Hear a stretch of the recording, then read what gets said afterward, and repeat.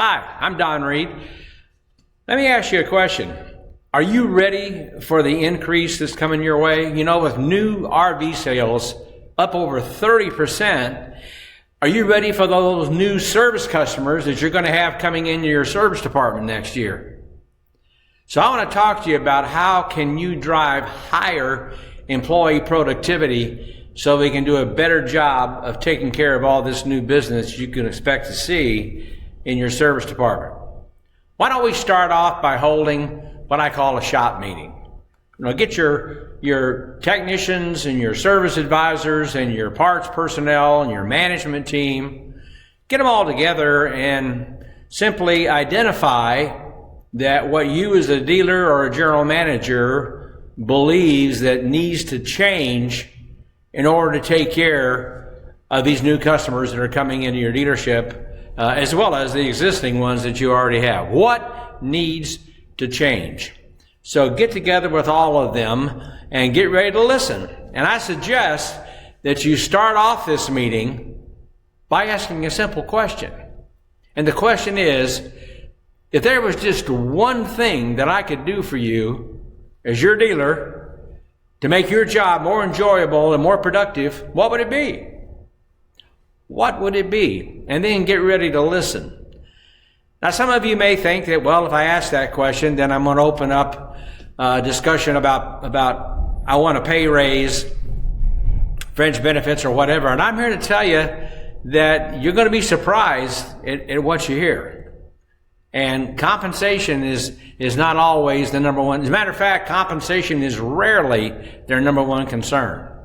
You see the stool up there on the screen? Well, I want to share a story with you from a few years ago. I was in a dealership. I had 3 service advisors in this store, and I asked them the question. I said, you know, as your trainer, if there's one thing I can do for you to make your job more productive and more enjoyable, what would it be? The first advisor laughed and said, well, that's easy. Just buy me a stool.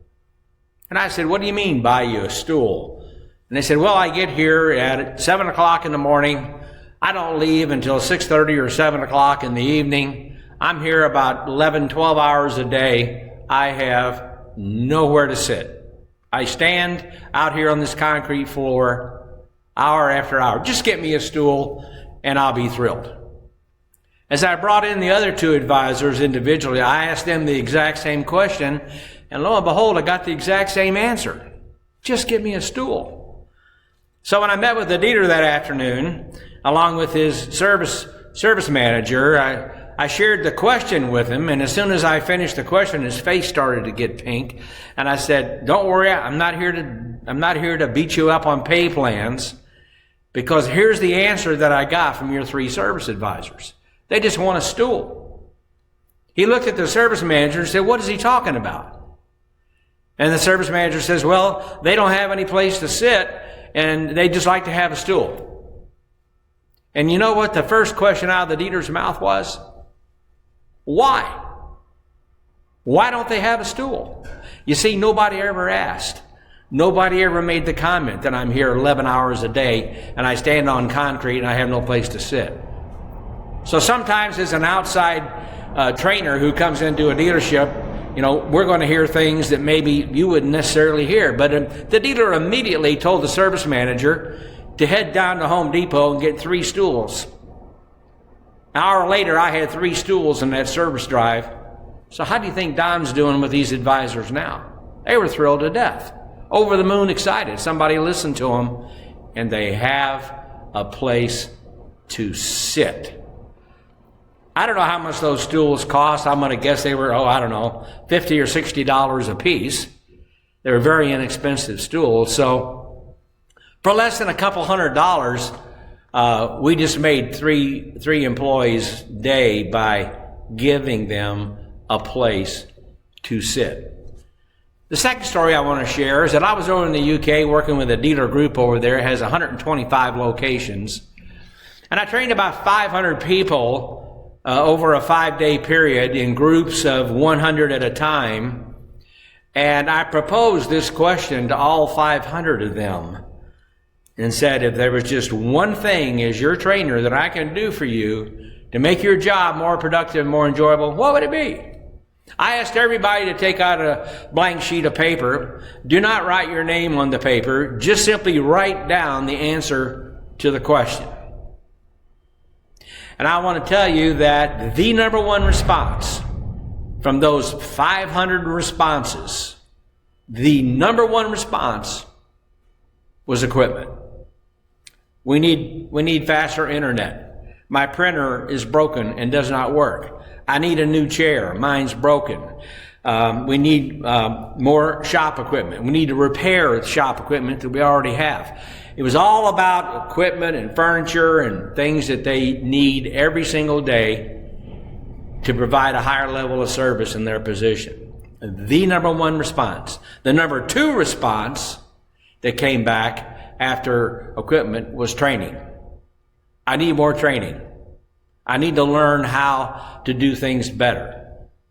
And yeah, we had a handful of people who wanted to whine about their pay plan or whatever, but the vast majority of those 500 respondents, they needed more training, and they needed either more equipment, better equipment, or repair the equipment that they currently have. So you're going to be surprised at what you hear. You're going to be surprised at what you hear, because I'm guessing that most of you have never asked that question before. Ask the same question to each one in your parts department. For that matter, you should be asking that question to every single employee in your dealership, whether it's the sales department, the F&I department, your accounting, or whatever. So remember, ask the question and then listen. Take some notes. But more importantly, after you get their responses, and by the way, don't hesitate to give them a blank sheet of paper. Just ask them to write it down. If you got a big group meeting, you don't want it all coming out verbally anyway. Just ask them to write it down on a sheet of paper. You don't need their name on there. That's optional. If they want to put it on, they can. But have them write it down. And then you have to take action.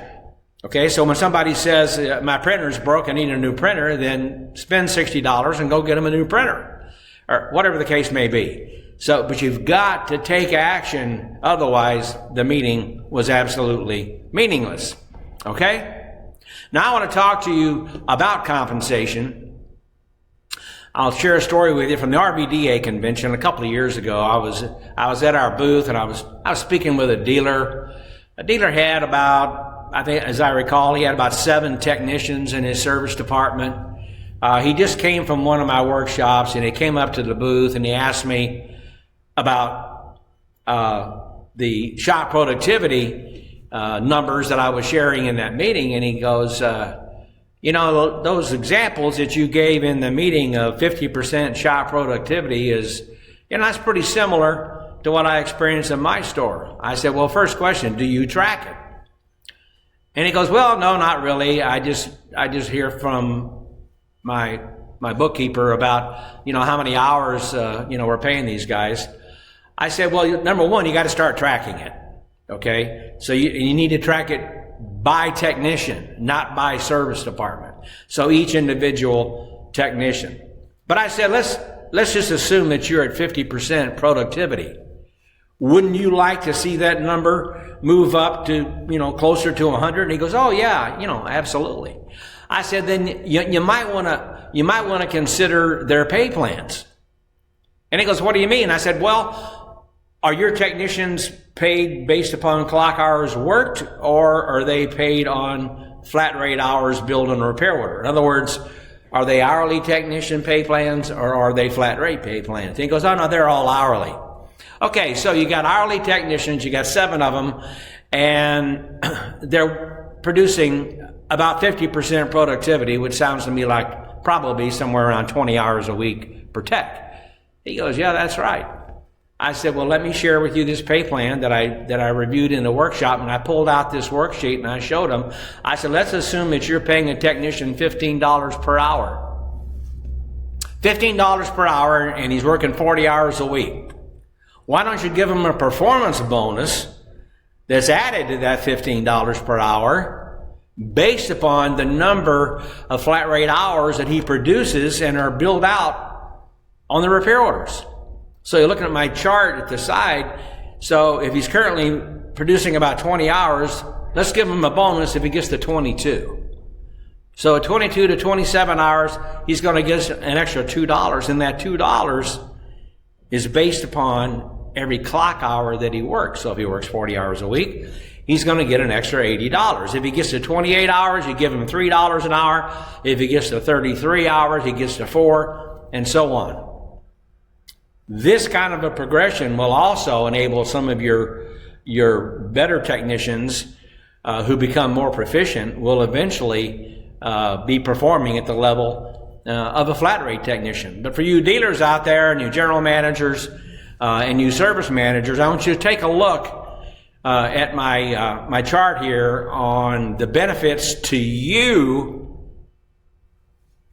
as pertains to an hourly technician performance-based pay plan. In this chart, you'll see that they're currently working 20 hours a week. He's at 55% productivity on my example. So he's producing about 22 hours a week. You got $110 effective labor rate. So this tech is producing about $1,780 in gross profit, and my profit margin, is at 73.8%. So I put in my new pay plan, and the technician says, "Yeah, boss, that sounds great. I'm in." So he goes to work, and he does become more productive, and he goes from 22 hours a week to 27 hours a week, which means he's now 68% productive, and he produces $2,250 with a gross profit. But look what happened to my profit margin in the right-hand side. It went up to 75.8%. And when he gets to 32 hours, he's now 80% productive. And you'll notice in the far right-hand column, my profit margin jumps to 77.3%. So follow that right-hand column, and you're going to see every time that technician gets a pay raise, I, as the dealer, also get a pay raise, because my margin goes from a 73% profit margin to a 79% profit margin. Now, why is that? Well, it's because you already have the fixed cost of $15 an hour in there. The only additional cost of sale that you have on every additional hour is the additional $2, the additional $3, for whatever. That's the only cost that you have to you. Now think about this. If you have an effective labor rate of $110 an hour, is it worth $2 to pay that technician for you to get 110 in return? You know what? When I reviewed this with the dealer, here was his response. He goes, "I'm not going to do that. My technicians are already paid enough." Really? How does that possibly make any sense? Your technicians are already paid enough. Well, what's enough? You know, enough to you isn't necessarily enough to them or their family. Technicians are already paid enough. You're not willing to pay $2 to get 110 back. You sure as heck can't get that in the stock market. So take a hard look at this pay plan. It's been in existence for years. All right. And I can tell you on my own personal experience, both in retail as well as a trainer, this works. This will increase your technician productivity. You always get a pay raise before the employee does. I don't know how it gets any better than that. So get this, cost you absolutely nothing. You get paid $110, then you give somebody $2. It's that simple. Additionally, in compensating to motivate, we want to talk about some of you that have flat rate technicians in your dealerships. Well, and they're performing at 50 or 60 or 70%, whatever the number is. Why don't you do the same with them? Pay them an hourly bonus based upon the increase in their flat rate hours. So again, you know, if they're making 21 hours of producing 21 hours a week, when they get to 22, give them an extra 50 cents retroactive to all the hours they produce that week. And at 28 hours, you give them an extra $1 and so forth. The numbers in my example here, of course, are flexible. You make them whatever you want. But I just say that you've got to make it where it's meaningful, that it's going to provide them with some incentive to go out and produce at a higher rate. Let me tell you something, folks. I've been doing this for 20 years. We've been in dealerships all over the United States and Canada, the United Kingdom. I've even been to Poland. I have never seen a service department that could not improve their technician productivity. Never seen one. All of your technicians have the ability to perform at a higher level. Why don't you reward them for it? Especially those hourly techs. There's no incentive for them to perform at a higher level. None. They make the same every single paycheck, whether they're producing 20 hours a week or whether they're producing 30 hours a week or 15 hours a week. They make the same amount of money. No incentive whatsoever to do better. Your flat rate technicians, of course, are already accustomed to that kind of incentive, but give them a little bigger carrot here to get out there and get that productivity so you can get towards 100% productivity. And yes, there are RV service departments in the country that are performing at 100% technician productivity. All right? So make that part of your plan. Now I want to talk about service advisors. I've had a lot of inquiries over the years about how do you compensate a service advisor. Well, I think it's real simple. I think it's very simple. And here's the exercise that you need to go through when you get back to your dealership. You get with your bookkeeper and ask them for your year-to-date total labor sales, all labor types, retail, warranty, internal, that my advisors are producing on their repair orders. What was the total dealership labor sales year to date? Okay, that could be through the end of last month, whatever. The second thing you need to know is what is my year to date total repair order parts sales? We don't include counter sale. This is strictly off the repair orders. What was my total repair order parts sales? Came in at $1.1 million. So now I have my total year-to-date sales on all my repair order is $2,496,000. The next thing I want you to do is to get the year-to-date total compensation for all people who held the position of service advisors. That would be ones that worked here 3 months ago and now they're gone. You still got to count them. In other words, anybody during this time frame that filled the position of service advisor. And she comes back and says, we paid them $124,800. Well, if you divide the compensation by the sales, you find out that what you paid them was 5% of sales. That's what the pay plan was. You as a dealer paid them 5% of everything that they sold on a repair order.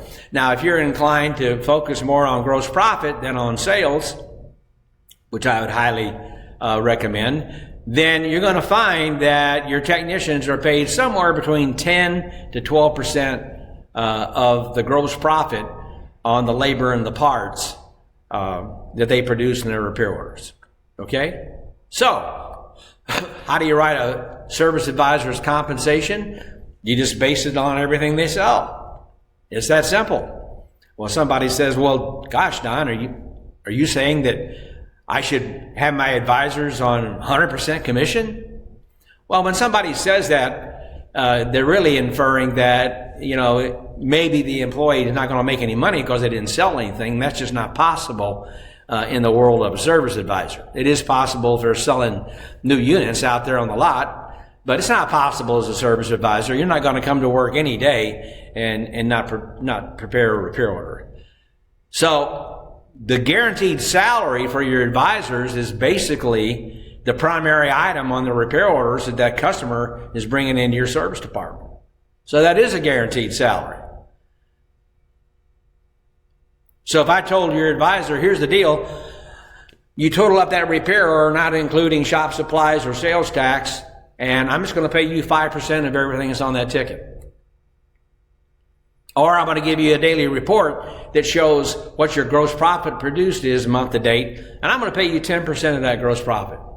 So every time, Mr. Advisor, you increase your sales, you're going to increase your paycheck. It's that simple. So you think when month end rolls around, you're not going to have advisors scurrying around trying to make sure they get all these repair orders closed out so they can get them, on that paycheck. The last thing that I want to talk to you about is we go into numerous service departments where they in fact need to hire more service advisors. So what do you suppose is the number one comment that we hear from dealers when we suggest you need to hire another service advisor? I don't want to spend the money. I don't want to spend the money. I don't want to increase my expenses. Well, under my pay plan here, a service advisor is not an expense. It's just a cost of sale. So how many advisors can you hire under my pay plan? As many as you want. As many as you want, because you're never going to pay anything higher than 5% of sales. Or you're never going to pay anything higher than 10% of gross profit. Whether it's one advisor, two advisors, or four advisors, the dealer pays the same. It's a great pay plan, works really well. Good service advisors will love this pay plan. Your underachievers won't want any part of it. All right? So you decide, you want underachievers, you want top performers. Compensate them for their efforts, and they will be motivated to perform at a higher level.